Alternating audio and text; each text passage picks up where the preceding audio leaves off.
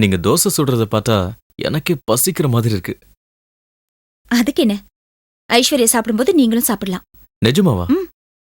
ரொம்ப தேங்க்ஸ்ங்க.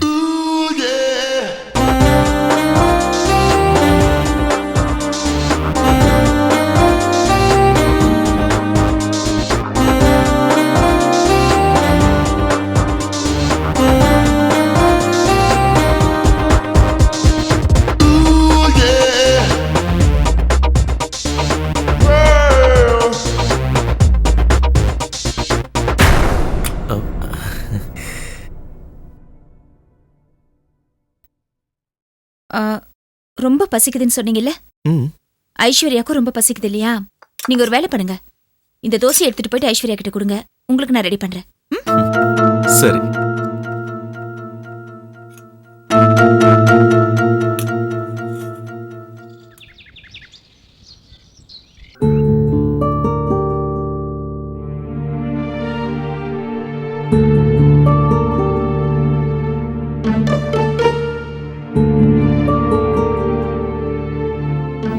அம்மா, தயவு செஞ்சு நான் சொல்றது கொஞ்சம் கேளுங்கம்மா. ஏம்மா என்ன புரிஞ்சுக்கவே மாட்டேன்றீங்க? ஏண்டா நீ என்ன குழந்தையா? சொன்னதே சொல்லிட்டு இருக்க. அக்காவுக்கு ஒரு நல்ல இடம் அமைஞ்சிருக்கு, அதோட உனக்கு தேடாமலே பொருத்தமான ஒரு பொண்ணு கிடைச்சிருக்கு. ஐயோ, ஏமா இந்த ஜோசியத்தை நம்பி வீணா போறீங்க? இந்த செவ்வாய் தோஷம், கிரக தோஷம் எல்லாம் சும்மாமா. சரி சரி, அப்படியே உண்மையா இருந்தாலும் அடுத்த வருஷம் கல்யாணம் பண்ணிக்கிறேன். இப்ப ஆளை விடுங்க. லட்சுமி, இதோ வந்துட்டேங்க. இத பாரு, அப்பா வந்துட்டாரு. பேசாம உன் வேலையை மட்டும் பாரு. தேவையில்லாம ஏதோ பேசி என்ன குழப்பாதுடா. அம்மா, என்னங்க? இந்தாம்மா, இதுல 10,000 ரூபாய் பணம் இருக்கு, கொண்டு போய் பீரோல வை.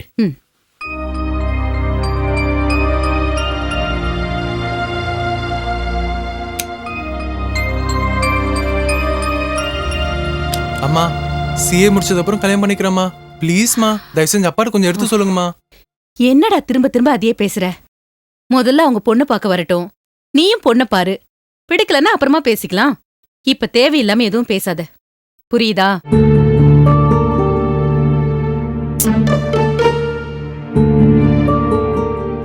சாந்தி, அம்மா சாந்தி, மளிகை கடை சக்திவேலு வரேன்னு சொல்லியிருக்கிறாரு. அதனால மளிகை பாக்கி கொண்டான லிஸ்ட், அந்த வரவு செலவு நோட்டு ரெண்டையும் கொஞ்சம் எடுத்துட்டு வாமா. சாந்தி இன்னும் வரலீங்க. சாந்தி இன்னும் வரலையா? ஏன், என்னாச்சு? மணியாச்சா? சாந்தி காப்பாத்துனதா சொன்னாலே விஸ்வநாதன். ஆமா, அவருடைய பேத்திக்கு இன்னில இருந்து டியூஷன் எடுக்க போயிருக்கா. 6 மணிக்கு வரேன்னு போன் பண்ணி சொல்லியிருந்தா. இப்ப வர நேரம்தான். இப்ப எதுக்கு இந்த தேவையில்லாத வேலையெல்லாம்? இவ டியூஷனுக்கு போய் சம்பாதிச்சு இப்ப என்ன ஆக போகுது? சரி, அவ தான் போறேன்னு சொன்னான்னா நீ வேண்டான்னு சொல்லிருக்க வேண்டாமா? அது வந்துங்க. அரடே, அவர் தான் வந்துட்டார் போல இருக்கு. நீ போய் அந்த மளிகை லிஸ்ட், பாக்கி லிஸ்டையும் எடுத்துக்கிட்டு அந்த 10,000 ரூபாய் பணத்தையும் எடுத்துட்டு வா. சரிங்க. கணேசனே, உள்ள வரலாங்களா? வாங்க சக்திவேல். வணக்கம். வாங்க வாங்க, உட்காருங்க. என்னண்ணே, போன மாசத்தோட இந்த மாசம் சரக்கு கம்மியா கேட்டு லிஸ்ட் கொடுத்துக்கிறீங்க? அது வேற ஒண்ணும் இல்ல, பொண்ணுக்கு கல்யாண ஏற்பாடெல்லாம் பண்ணிட்டு இருக்கேன் இல்லையா, அதான் மெஸ்ஸுக்கு அடிக்கடி லீவ் போட வேண்டியிருக்கு. அதனால தான், வேற ஒன்றும் இல்லை. இந்தாங்க, எண்ணி பார்த்துங்க. உங்க மேல நம்பிக்கை இருக்குண்ணே.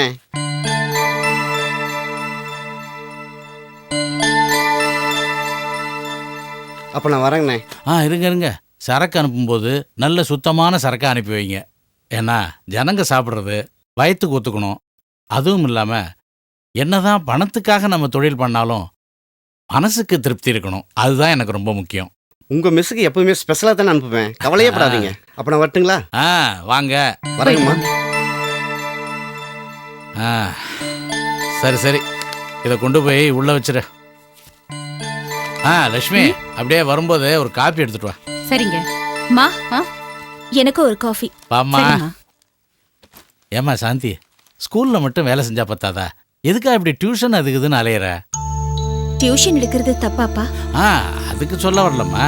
இப்ப நீ டியூஷன் எடுத்து என்ன ஆக போகுது? அப்படி என்ன பெரிய தேவை வந்துருச்சு நம்ம குடும்பத்துக்கு?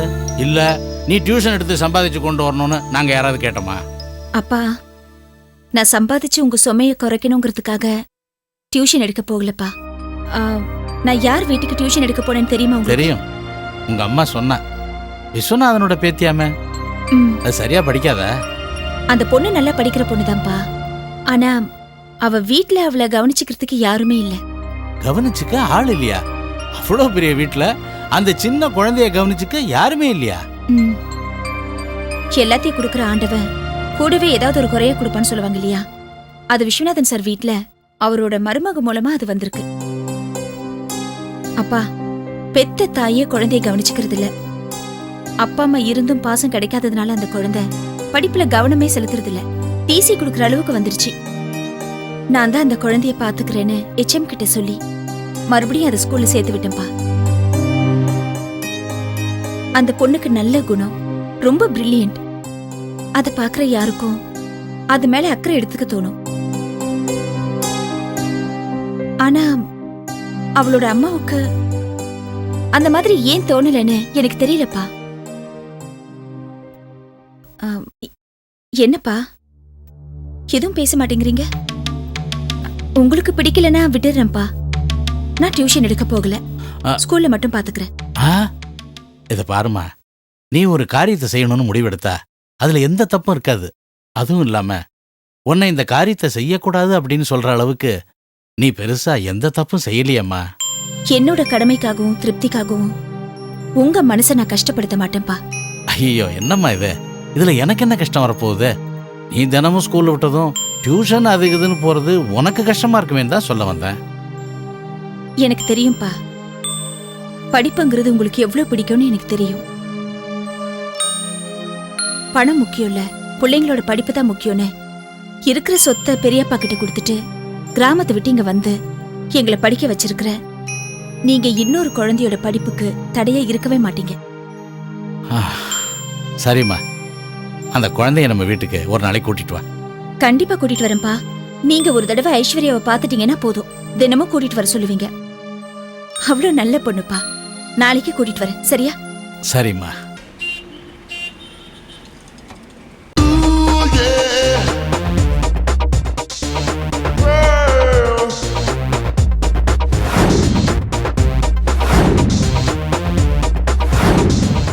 உங்களுக்கு என்ன பைத்தியமா?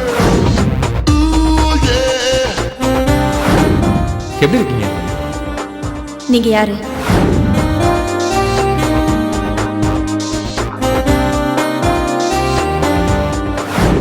என்னங்க?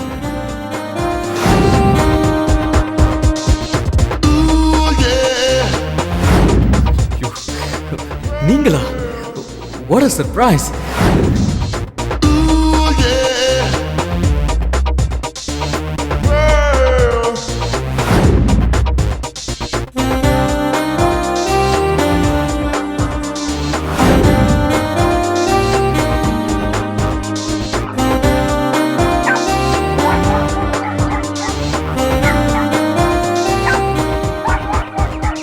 யாரா போன்ல?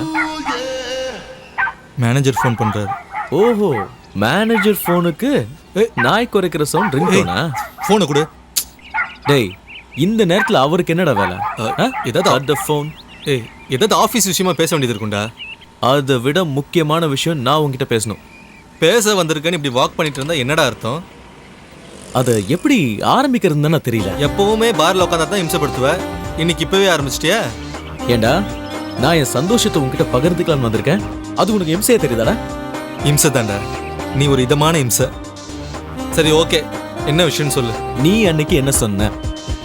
என்னடா இப்படி தலையும் புரியாம வாழும் புரியாம கிட்ட என்ன பதில் சொல்லுறது? டேய், ஒரு ஃப்ரெண்டோட மனசை புரிஞ்சுக்க தெரியல, நீ எல்லாம் என்னடா ஃப்ரெண்டு? சாரிடா, நான் உன் அளவுக்கு இல்ல. சரி, அதை விடுறா. நாம 2 பேரும் அன்னைக்கு ஃபுட் கோர்ட்ல பார்த்தோமே, ஒரு பச்சை கிளி, ஞாபகம் இல்ல? பச்சை கிளியா? டேய், அன்னைக்கு நீ கூட இது குடும்ப பொண்ணு, நமக்குலாம் படியாது அப்படி இப்படின்னு சொன்னியே, அதே பொண்ணுடா. முடிச்சிட்டியா? இல்ல. அப்போ நான் சொன்னது சரிதானே? தப்புடா. என்னடா சொல்ற? அந்த பச்சை கிளி பறந்து வந்து தானா என் மடியில உட்காரு. எனக்கு ஒண்ணுமே புரியலடா. உனக்கு என்னைக்கு தான் புரிஞ்சது? டேய், வாழ்க்கையில சில விஷயங்களை நாமளா தேடி போகணும், சில விஷயங்கள் அதுவா நம்மளை தேடி வரும். நாமளா தேடி போனாலும் அதுவா நம்மளை தேடி வந்தாலும் நாம நினைச்சதை சாதிச்சிடணும், அதான் முக்கியம். என்ன சொல்ற? தண்ணி அடிக்காமே தத்துவமா? தத்துவம் இல்லடா, உண்மை. தெளிவா சொல்றேன், கேட்டுக்க. நானா தேடி போன அந்த பச்சைக்கிளி என் வீடு தேடி பறந்து வந்துருச்சுடா. என்னடா சொல்ற? எஸ், ஐஸ்வர்யாவுக்கு டியூஷன் சொல்லி கொடுக்கிற டீச்சரா அவ என் வீட்டுக்கு வந்திருக்கா. நிஜமாவா சொல்ற?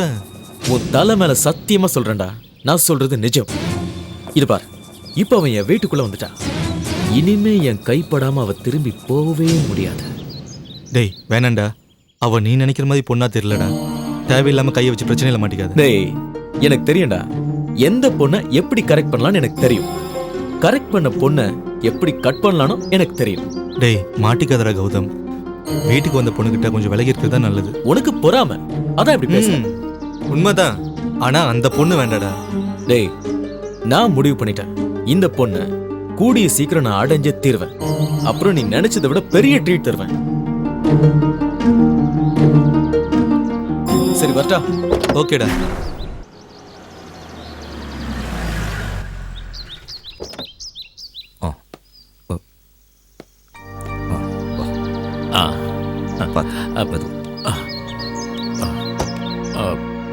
பரவாயில்லண்ணே, விடுங்க. நான் நல்லா தானே இருக்கேன். உட்காருப்பா. மெதுவா உட்காருங்க. அப்பா. ஆ. அசோக், என்னடா இது? உங்க அப்பாவை ஹாஸ்பிட்டல் தான் இன்னைக்கு டிஸ்சார்ஜ் பண்ணுவாங்கன்னு உனக்கு நல்லா தெரியும்ல. ஹாஸ்பிட்டலுக்கு வரணும்னு உனக்கு ஏன் தோணல? அண்ணே, இல்ல பெரியப்பா, அவனை ஒன்றும் சொல்லாதீங்க. அவனுக்கு ஏகப்பட்ட அப்பாயின்மெண்ட்ஸ் இருக்கும். ஐம் சாரிப்பா. எதுக்குப்பா சாரி? இல்ல, நான் அப்பாயின்மெண்ட் முடிச்சுட்டு அங்க வரலான்னு இருந்தேன். அதுக்குள்ள ஏன்பா, அப்பாவை விட உனக்கு பிசினஸ் தான் முக்கியமா? அண்ணே, அவனை ஒன்றும் சொல்லாதீங்க. அவனோட உலகமே பிசினஸ் தான். நீ பாப்பா, உன் அப்பாயின்மெண்ட்ஸ் மிஸ் ஆயிடு போறது. ஏன்டா இப்படி அண்ணன் தம்பி 2 பேருமே பொறுப்பு இல்லாம இருக்கீங்க? உங்க அப்பா மனசால எவ்வளவு கஷ்டப்படுறாரு தெரியுமா? பெரியப்பா, என்னால எந்த பிரச்சனையும் இல்லை பெரியப்பா. எல்லாம் அந்த நந்தினியாலதான். நீங்களாம் பார்த்து தானே அவளை என் தலையில கட்டி வச்சிங்க.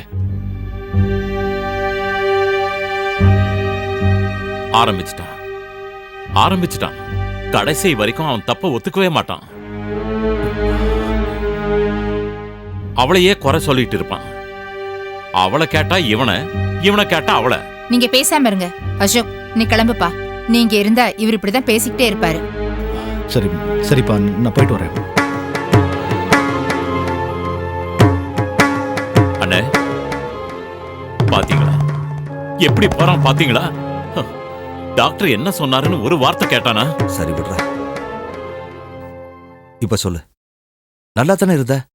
திடீர்னு உனக்கு என்னாச்சு? அண்ணே, மனுஷனுக்கு எந்த நேரத்துல என்ன வரும்னு யாருக்குன்னு தெரியும்? ஏன்டா தம்பி இப்படி வெறுப்பா பேசுற? நீ இன்னும் அனுபவிக்க வேண்டியது, பார்க்க வேண்டியதெல்லாம் உலகத்துல எவ்வளவு இருக்கு. அண்ணே, கண்ணுக்கு முன்னாடி நடக்கிறதெல்லாம் பார்க்கும்போது ஒரே அடியா போய் சேர்ந்துட்டா நிம்மதின்னு தோணுது. ஏங்க ஏன் இப்படி விரக்தியா பேசுறீங்க? அப்படி உங்க உடம்புக்கு என்ன வந்தது? அண்ணி, உடம்புக்கெல்லாம் ஒண்ணுமே பிரச்சனை இல்ல அண்ணி. டேய், மனசுக்குள்ள ஏதோ வச்சுட்டு ஊடகமா பேசாத. என்ன நடந்துச்சுன்னு தெளிவா சொல்லு. நான் காலையில தான் குருஜி ஆசிரமத்துல இருந்து வந்தேன். கௌதம் போன் பண்ணி அப்பாவுக்கு நெஞ்சு வலி, ஆஸ்பத்திரியில சேர்த்திருக்கணும் மொட்டையா சொன்னான். பதறி அடிச்சு ஓடி வந்து பார்த்தா நீ ஆஸ்பத்திரியில தனியா கிடக்குற. திடீர்னு உனக்கு என்னாச்சு?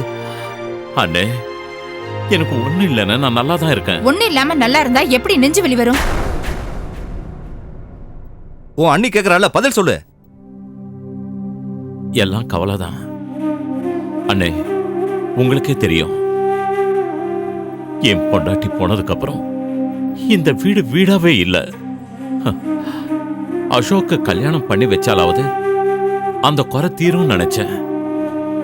அதுவும் நடக்கல. எப்பவும் பிசினஸ் பிசினஸ்னு அலையிறத அவன் மாத்திக்கவே இல்லை. வந்தவளாவது பொறுப்பா இருப்பான்னு நினைச்சா அவ எப்ப பார்த்தாலும் பார்ட்டி கிளப்னு போயிடுறா. கௌதம் எப்ப வீட்டுக்கு வரான், எப்ப வெளில போறாங்கிறதே தெரிய மாட்டேங்குது. நாங்க நேர்ல பார்த்து பேசிக்கிறத விட போன்ல பேசுறது தான் அதிகமா இருக்கு. குடும்பம்னா இப்படிதான் இருக்குமான்னு? இவங்களுக்கு நடுவில் அந்த சின்ன குழந்தை மாட்டிக்கிட்டு ரொம்ப கஷ்டப்படுது. அவகிட்ட அன்பு காட்டுவோ, 2 வார்த்தை ஆசையா பேசவோ இங்க யாருமே இல்லைன்னு அவ இந்த வீட்டுல அனாதை மாதிரி இருக்கா.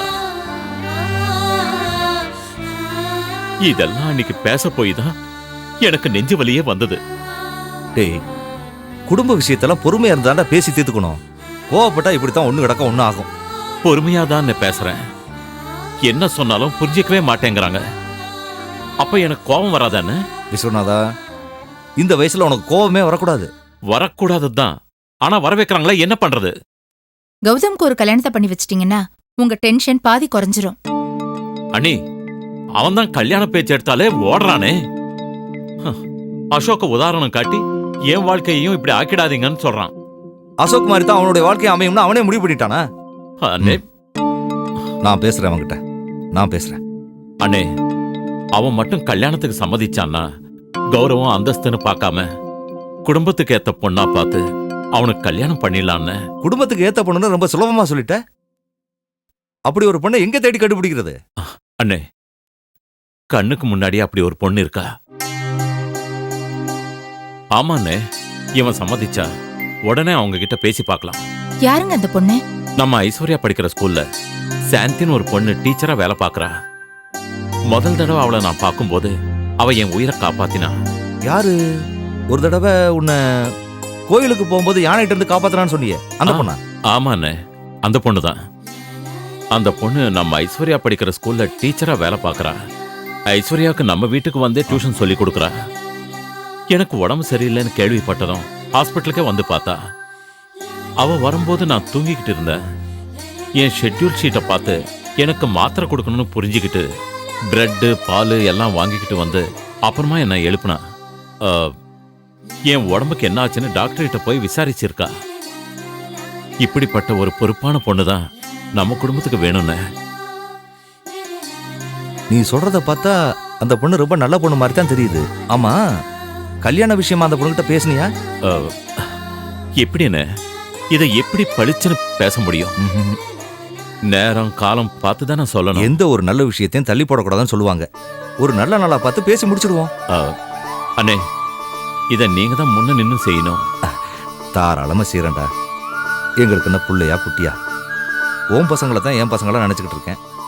எல்லாம் நல்லபடியா நடக்கும், நீ கவலைப்படாத.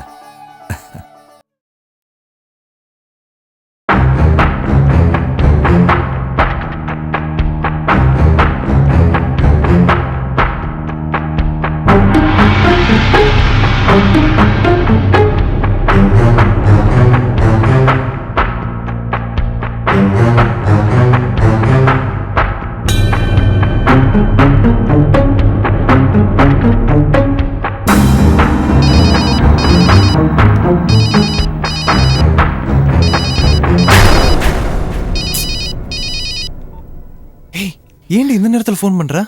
உனக்கு ஃபோன் பண்ண நான் அப்பாயின்ட்மெண்ட் ஃபிக்ஸ் பண்ணனுமா? நிலைமை புரியாம பேசாத. நான் இப்ப வீட்ல இருக்கேன். நானும் தான் வீட்ல இருக்கேன்.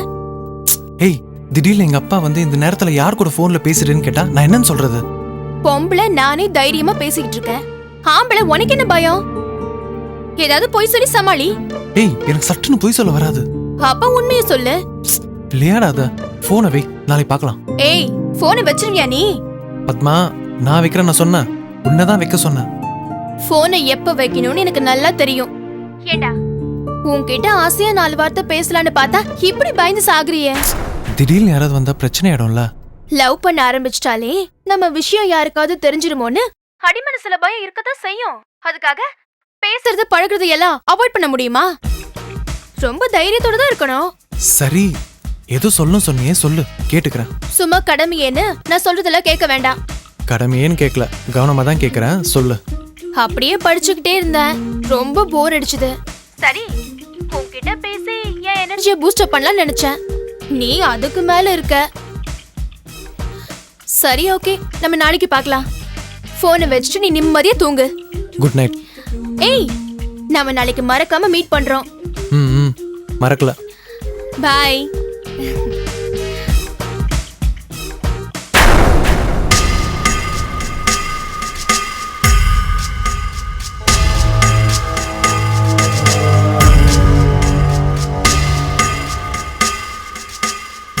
பொண்ணு யார்கிட்டடி பேசிட்டு இருந்த? பொட்டு கேட்டியா? என் காதுல விழுந்த விஷயம் உங்க அப்பா காதுல விழுந்தா என்ன ஆகும் தெரியும்ல? பொட்டு கேட்டதே தப்பு, என்ன பயன்படுத்தி அதை நியாயப்படுத்த பாக்குறியா? ஏய், மூணாவது மனுஷிட்ட பேசுற மாதிரி பேசாத. நான் உன்னை சாப்பிட கூப்பிட தான் வந்தேன். அந்த சாக்க வச்சுக்கிட்டு நான் என்ன பண்றேன்னு கண்காணிக்க பாக்குறியா? அப்படிதான் வச்சுக்கோங்க. உன் மேல எனக்கு அக்கறை இருக்காதா? என் மேல யாரும் அக்கறை காட்ட வேண்டாம். பத்மா, இப்படி எல்லாத்துக்கும் எடுத்தறிஞ்சு பேசாத. இந்த பார், படிக்க வேண்டிய வயசுல காதல் கிதல் உன் வாழ்க்கையை கெடுத்துக்காத. இந்த விஷயம் மட்டும் உங்க அப்பாக்கு தெரிஞ்சதுன்னு வச்சுக்கோ, உன் படிப்பை ஏற கட்டி வீட்டோட உட்கார வச்சிருவாரு. அது மட்டும் இல்ல, அந்த பையனையும் உண்டு இல்லைன்னு பண்ணிடுவாரு. ஜாக்கிரதை. இதெல்லாம் உனக்கு தேவையாடி?